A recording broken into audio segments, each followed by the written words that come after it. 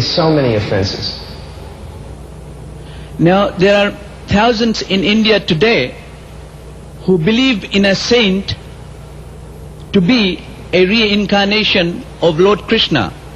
The reincarnation himself has never predicted that he is a reincarnation of Lord Krishna, but the devotees are predicting that he is a reincarnation.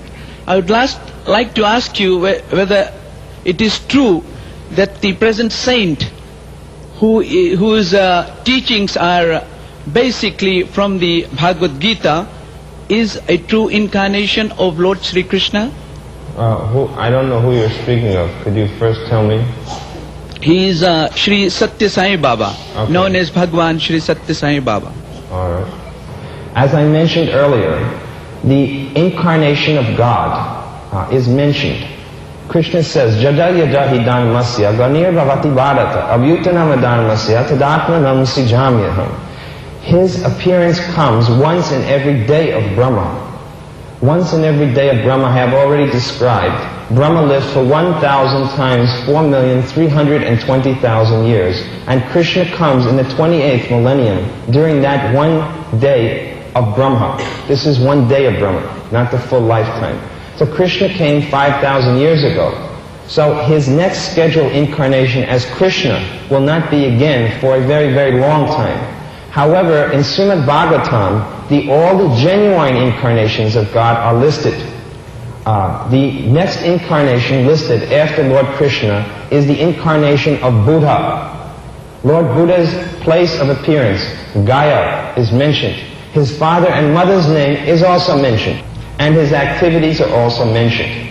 After Lord Buddha, the next incarnation which is mentioned is Sri Chaitanya Mahaprabhu, who is described, Krishna Vana Tvisha Krishna Sango Pangashta Parshadam Yajnai Sankirtanai Prayer Yajantihi Sumedasha. In this Kali Yuga, the Lord will advent himself in a golden color, accompanied by his associates, and will dance and chant the Hare Krishna Mahamantra. The next incarnation after Sri Chaitanya Mahaprabhu is Kalki Avatar, who comes at the end of Kali Yuga in approximately 427,000 more years. Now between Chaitanya Mahaprabhu and Kalki Avatar, no other incarnation is mentioned in scripture. So this is one point. That the person who you have mentioned, at least, he's not mentioned anywhere in scripture as his appearance. His father and mother are not mentioned, his place of birth are not mentioned, neither his activities. I'm just going to give you, this is the way you can understand who is an incarnation of God. You see, because anybody can call themselves an incarnation, or anybody can have others who may call themselves. But we have to know what the scientific or shastric method for recognizing the incarnation of God is. This is all I want to point out. First point is that in Shastras there's no mention of this person coming. Second thing is, as I said to you, the incarnations of God have special physical markings on their bodies. For instance, you will know that Krishna had various markings on his lotus feet. He had the club, he had the disc, and various other different bodily markings by which to recognize him. So do every other incarnation. For example, in one of the incarnations of God known as Prithu Maharaj, as soon as he appeared, all the sages could immediately understand he was a genuine incarnation because of these bodily markings. However, the personality you have mentioned has never described and never has shown. I'm giving you various points by which you can understand who is an incarnation. The next way that you can understand a person is an incarnation of God is by his extraordinary activities. Extraordinary activities mean, for example, Krishna lifted Govardhan Hill for 7 days and 7 nights with one finger. Krishna, when he appeared here, was able to duplicate himself 16,000 times simultaneously and be present in the same different places simultaneously, you see. And this is another display of his opulence. Another point is that Krishna didn't use the words of someone else. He spoke Bhagavad Gita. He didn't quote somebody else. He spoke Bhagavad Gita. So he demonstrated his all-knowing aspect. So these are various ways that we can understand who is a genuine incarnation, you see. Bhagavan. What does Bhagavan mean? Bhagavan means who is the most beautiful. And everyone will accept that person as the most beautiful. Not only a few thousand people or a few million people even. Everyone will realize his beauty. Therefore Krishna is described as Madan Mohan. What does Madan Mohan mean? It means the bewilderer of Cupid. His beauty is so great that thousands, Kandarpa Koti Kamaniya Vishesha Shobham, Govindam Adi Purusham Tamaham Bhajami. Thousands and hundreds of thousands of Cupids are swooning at the beauty of God. That's how beautiful he is. Not that his beauty is covered and only some people can recognize him. His strength is unlimited. Krishna is known as Bala, Balaram. Balaram is his brother. He's the expansion of Krishna. And he holds up in this form as Ananta Shesh all of the universes. This is Krishna. Simultaneously, he could defeat hundreds of thousands of soldiers. This is Lord Krishna. There's unlimited pastimes if you've read Srimad Bhagavatam of Lord Krishna. And who has accepted Krishna? All of the great acharyas have accepted him. Not some millions of people who don't know Shastra, but great acharyas have accepted him on the basis of Shastra. They could understand who is actually God and who is pretending to be God.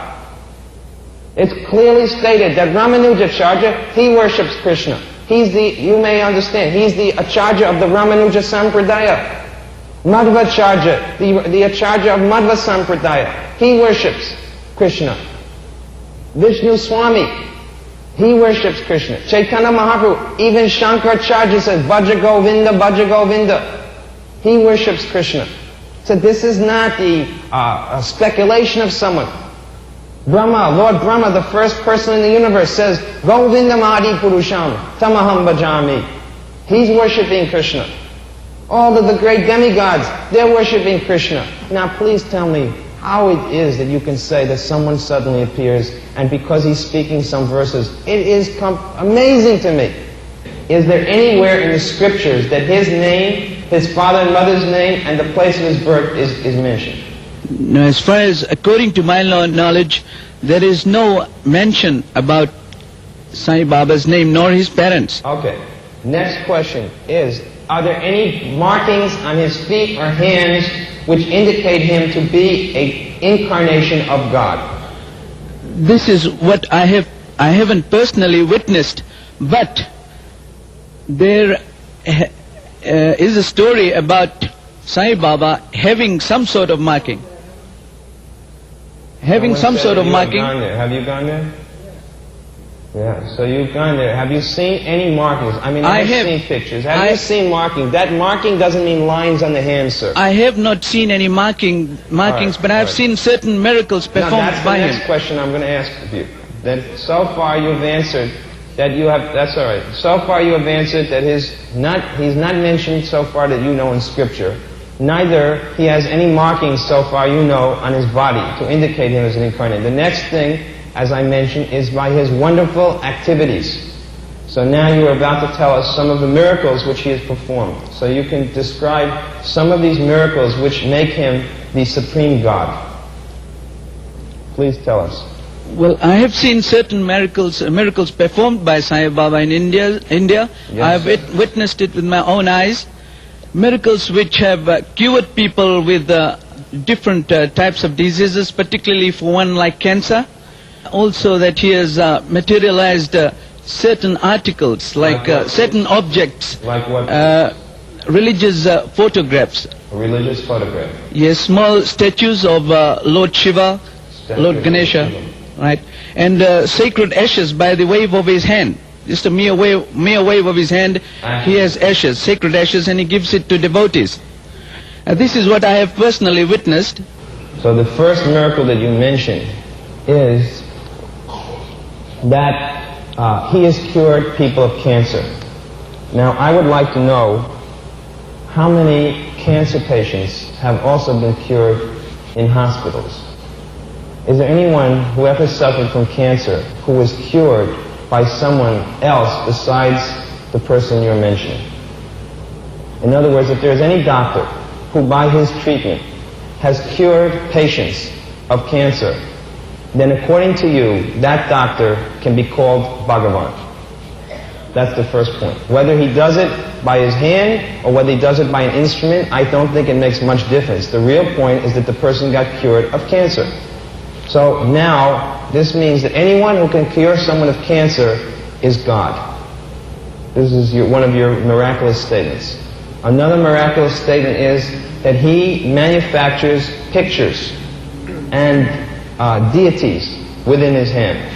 Now, I would like to point out to you that these same pictures and deities are available in any shop, in any holy place in India. Now, my point again is that what is the value of the miracle? You see, I'll even accept, let us say that we accept that he did manufacture those things in his hand. How valuable is that miracle? In other words, that miracle is as valuable as the value of the picture or murti.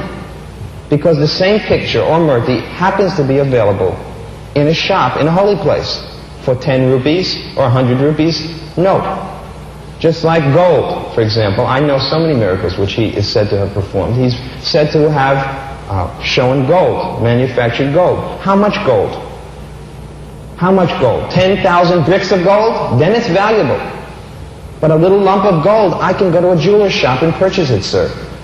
If that's all you have to do to become God, oh, it's very easy. There must be lots of gods going around the world. Now, I want to point out that my Gurudev, my spiritual master, Srila Prabhupada, was asked by some people in India, please, Swamiji, show us some miracles. So he said, I'm showing you a miracle. I'm showing you these boys and girls who were formerly addicted to the most sinful habits in the world. And they have completely given them up and dedicated themselves 100% to the service of Krishna.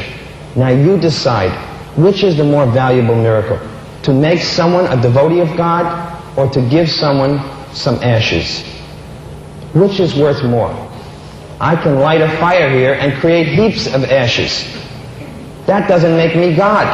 What difference does it make whether it comes out of my hand or it comes from a match? Ashes are ashes. The value of it is ashes. But God is the controller of everything. Aham sarvasya prabhavo matta sarvam pravartate. He has created all the planets and all of the worlds. This is God. Aham bija prapitapita. He's the seed-giving father of everyone. And he knows the mind of everyone. You should go in front of this person. Let everyone go in front and say, please tell me exactly what's on my mind. He can't do it. I'll guarantee you, he won't know what's on my mind. Because he doesn't have that power. Only the Paramatma. Only Paramatma has that power. I say to you, sir, that don't take someone as God just by some cheap miracle. I say cheap because it can be done by anyone who has materialistic powers. You should understand, this is called Siddhi, Yoga Siddhi. Yoga Siddhi means mystic perfection. There are 8 mystic perfections, and one of them is Prapta Siddhi. Prapta Siddhi means that you can manufacture anything at your own desire. You can bring anything or acquire anything from anywhere at your own will. This is Prapti Siddhi. Every yogi has this siddhi. There's one planet known as Siddhaloka. All the residents of that planet have all of these cities. Not just that, they have Lagrima Siddhi. They can walk on the sun beams up to the sun planet. That's another one of their cities. They can make themselves lighter than the lightest, heavier than the heaviest. They can create an entire universe. And simply because someone manufactures some little ashes on the ground, you bow down and say, you must be God. Try to understand from Shastra. Don't understand. Your senses are not perfect, sir. This is the nature of material life. The senses are imperfect. There's mistakes, there's illusion, and there's a tendency to become cheated. This is 4 defects of conditioned life in Kali Yuga. The senses are not perfect. There is a tendency to make mistakes. Everyone is subject to illusion, and there's a propensity to be cheated and to cheat others. So I have to say to you, sir, that as long as you depend upon your own conditioned intelligence, you're subject to these 4 defects, and therefore you're making a mistake. But if you are Shastra Chaksu, if you see with the eyes of Shastra or Scripture, you'll make no such mistake. Therefore, when I answer your questions, I don't say, well, I never saw it. It doesn't matter whether I saw these miracles or not. When I hear them, I know this is not God. I understand from Shastra, from Vedas, what God is. Even from Bible, from Quran, from Torah, you can understand who God is. You'll never find anyone in the Bible, in the Quran, in the Torah, or the Bhagavad Gita who manufactures some actions and is worshipped by people as God. You've got to do a lot more than that. Jesus Christ spoke the teachings of the New Testament. Lord Krishna spoke the teachings of Bhagavad Gita. Now what teachings new has this person spoken? Why doesn't he speak some new teachings? Why he has to depend upon the real God for his teachings? If he's God, let him make his own teachings up. But someone who's not God, he has to depend upon others for the teachings. Therefore, he's not God, and he should only be understood to be that way. I don't say I'm God. I never would say such a thing. I don't even say I'm the servant of God. I'm just trying to be the servant of my spiritual master, my Guru Maharaj. That's all I want to be. This is my dog tag. I'm the dog of my Guru. I don't call myself God. And no one else calls me God. No genuine Guru ever call himself God. Or let any disciple call himself God. That's a genuine Guru. I'm amazed to see how people can accept someone as God simply for some little magic show. So what if he got cured from cancer? Did he stop him from dying? Then you can say he's Krishna. Because Krishna is known as Mukunda, the giver of liberation. Cancer can be cured by any material means. And so can a deity be made. Anyone can make a murti. You just get some metal and pour it in a mold and produce it with some fire, and you can make a murti also. And you can paint pictures. And you can light a fire and get plenty of ashes. But that doesn't make you God. Don't take God so cheaply. God is loitering in the street. Today there's one incarnation. Tomorrow there'll be 100 incarnations.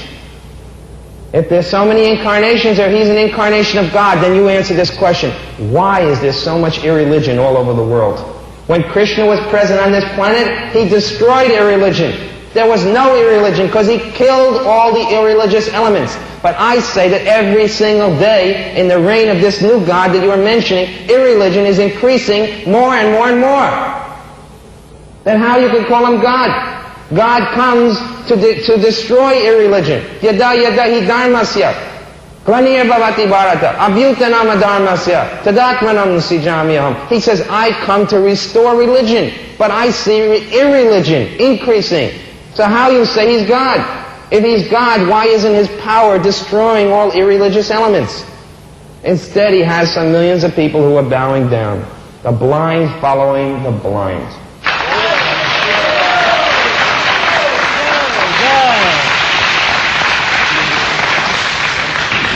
Now your teacher says that he is God, but then why does he sing Krishna bhajans? That means he admits that Krishna is the real God.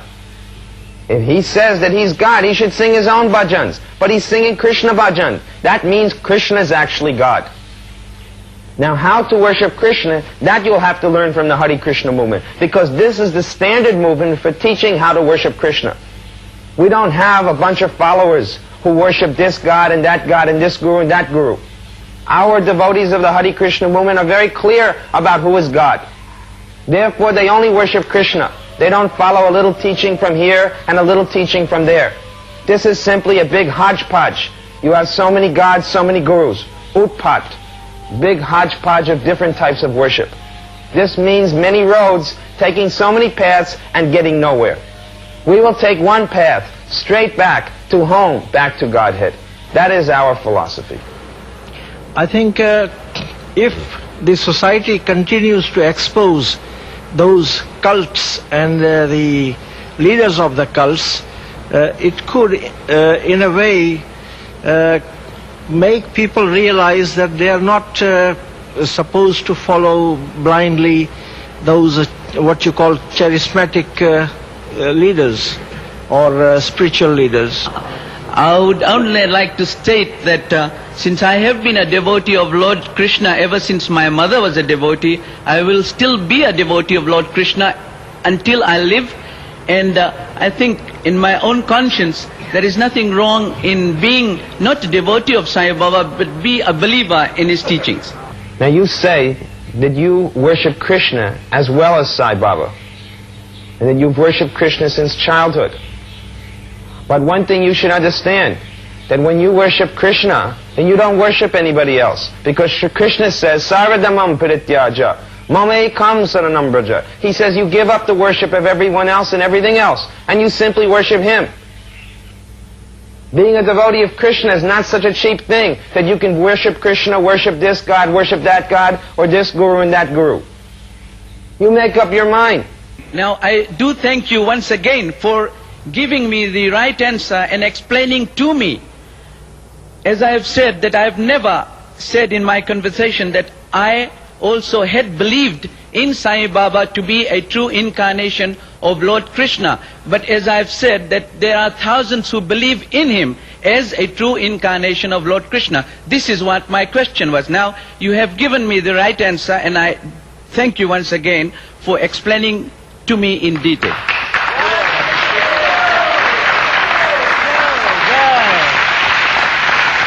The question I am directing is to the questioner who just recently questioned you. He is holding the position of secretary of the Satya Sai organization over here, and as such I think if he is accepted your explanation, he got to resign or leave the organization. Mr. Singh, my request to you tonight is this, that you've been a devotee of Sai Baba for some time. How long, please? How long? I've been a devotee for Sai Baba ever since I... How long has that been? How long? How many years? How many years? 8 years now. Okay. You've been a devotee of Sai Baba for 8 years. Now my request is this. I request you to become a staunch devotee of Lord Krishna, not for 8 years, not for 8 years, for 8 months. 8 months. And during that time, I request you that you follow the principles taught by Lord Krishna. That means you don't eat meat, fish, or eggs, you don't gamble, you don't take any intoxication, and no illicit sex. And every day you chant 16 rounds of Hare Krishna Japa. Now if you will do this for 8 months, I say that you will get more blessings, more mercy, more knowledge in those 8 months that you will get in 800 years from the present type of worship that you're doing. And the only way that you'll know if I'm right or not is by trying it. And furthermore, I would like to tell you that if you do what I'm saying and you don't find that you get more mercy, more blessings, and more knowledge in those 8 months, then I stand on record that I will give you a check for $10,000. And I'm making this public declaration here, that I will give you a check personally for $10,000 if after 8 months of worship of Krishna, you don't find yourself improved in every respect from your present mode of worship. But to answer your question is to be Lord Krishna's devotee for 8 months only. I think I would only like to say that the basic principles which you have just said, that to fast on certain intervals and on certain items, I think I would try on that and see the difference then.